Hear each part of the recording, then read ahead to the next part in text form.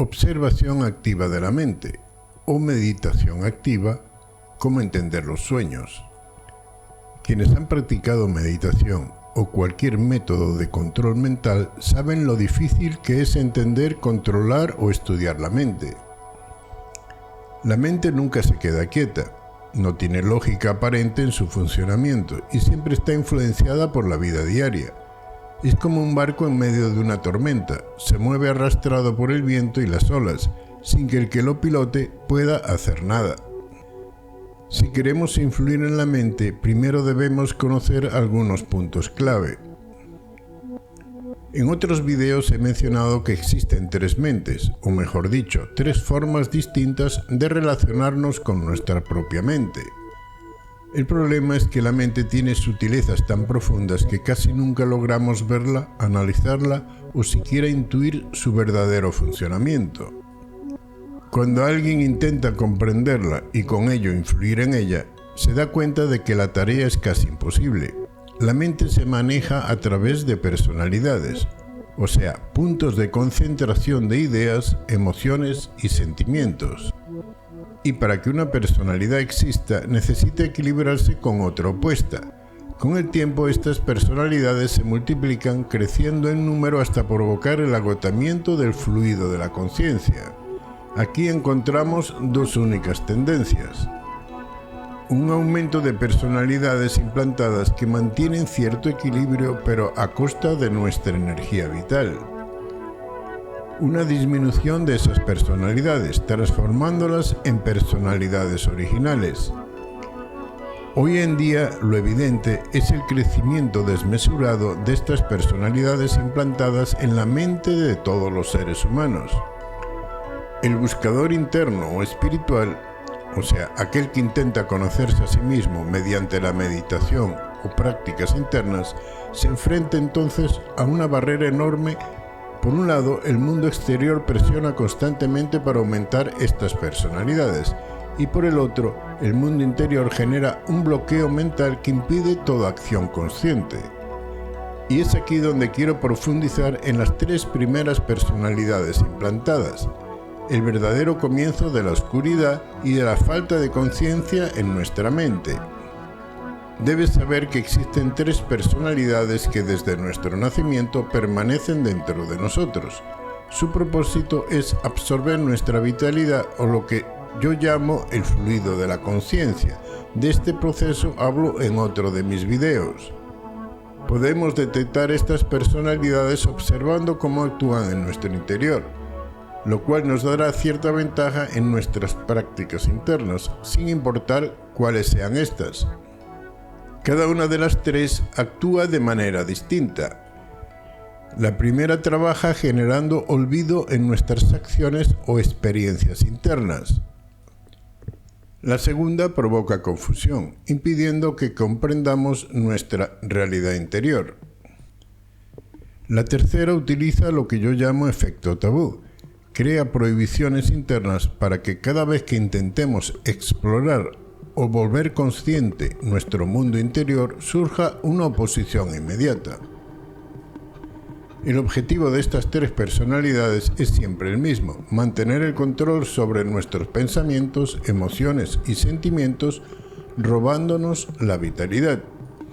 Según las antiguas piedras talladas de Virigulate, estas personalidades no nacen de manera natural en nosotros, sino que fueron implantadas al inicio de esta era con el fin de controlar a la humanidad. Estas personalidades permanecen latentes en la infancia, pero comienzan a multiplicarse cuando el niño o la niña inicia su actividad sexual. A partir de ahí, su número crece de forma progresiva hasta llegar a la vejez, momento en que el ser humano carga con una enorme cantidad de estos parásitos internos. Estudio de la personalidad del ¿quién soy yo? O de los sueños. La primera personalidad que estudiaremos es aquella que influye en nuestros sueños de tal manera que jamás podremos entenderlos. Si un hombre pudiera comprender sus sueños, sabría lo que ocurre en su mundo interior. Tomaría decisiones más basadas en lo que se siente, en lo que realmente se quiere o se piensa, y no en lo que se induce a creer, desear o aceptar. Pero observa la realidad. Los sueños parecen incomprensibles. Todos los intentos por encontrarles un significado terminan siempre fracasando. La razón, una de nuestras personalidades implantadas, que ya nacen con nosotros, siempre se encarga de distorsionar lo que en verdad somos e inducirnos a desear lo que otros quieren. Déjame ponerte un ejemplo. Durante meses tuve un sueño repetitivo. Cambiaba en pequeños detalles, pero la escena era siempre la misma. En el último de esos sueños, yo estaba en lo alto de un edificio inmenso, con un niño en mis brazos. Frente a mí, 3 hombres elegantemente vestidos se sentaban en el borde del precipicio. De pronto lanzaron un grito de victoria y se arrojaron al vacío con alegría. Yo, presa del pánico, me arrinconaba abrazando al niño paralizado por el miedo de las alturas. Ahora bien, cuando analizamos un sueño, lo primero es esperar. Con el paso de los días, el sueño comienza a revelarse, y el análisis siempre debe empezar preguntando: ¿quién soy yo? ¿Quién eres tú? ¿Y quién es él? Según la interpretación común, yo era el hombre que sostenía al niño. Tú eran los aventureros y él era el bebé. Pero en los sueños siempre hay un truco. Las personalidades intercambian papeles para confundirnos. En realidad, en ese sueño yo era el niño. Los 3 se lanzaban al vacío, eran mis 3 personalidades originales intentando liberarme. Y el hombre que me sostenía no era mi verdadero yo, sino una personalidad implantada.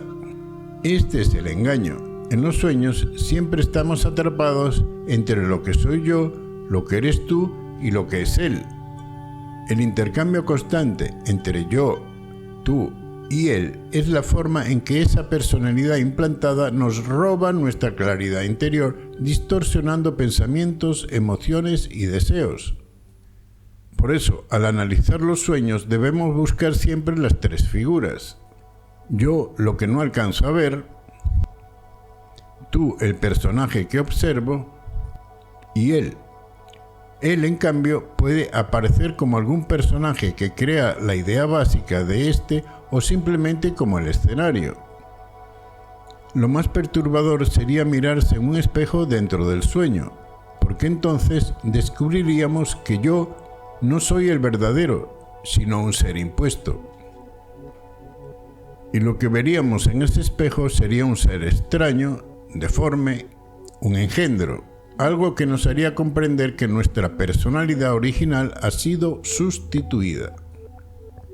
En resumen, las personalidades impuestas para engañarnos en los sueños utilizan una de ellas que se adueña de nuestro cuerpo onírico. Yo dejo de ser yo y paso a convertirme en uno de los personajes de la escena.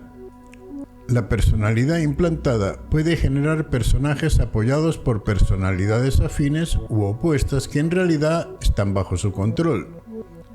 Harán diferentes papeles para que el mensaje entre mis personalidades originales y yo quede distorsionado.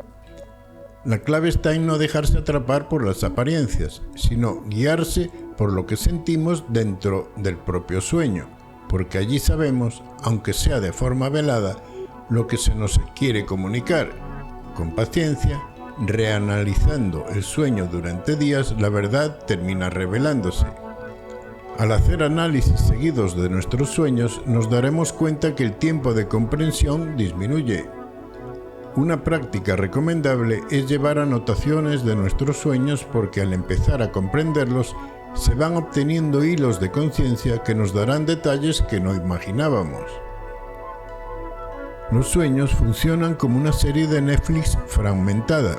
Un día vemos un capítulo aislado, al siguiente otro que parece no tener relación con el anterior, y solo tras varios episodios empezamos a descubrir el hilo que los une.